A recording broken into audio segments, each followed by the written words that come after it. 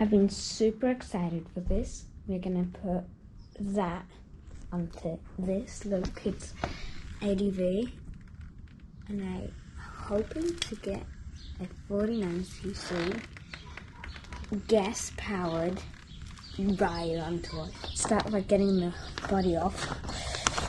Just super. It's gonna be annoying. Tons of screws everywhere. But yeah, gonna get on with it.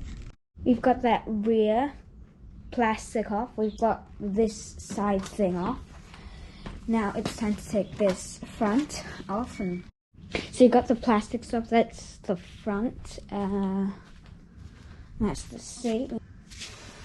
There's parts everywhere. That's the rear. And yeah, this is it. This is the ATV without the plastics.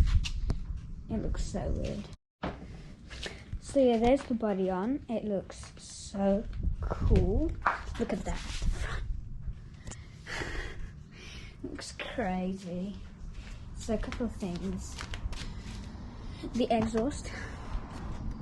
It's not gonna obviously stick out there, so it comes out right at it. There. There. So I'm hoping to get the exhaust instead of coming out there, actually a hole here and coming around here, and that will look like a monster truck. That'll look amazing.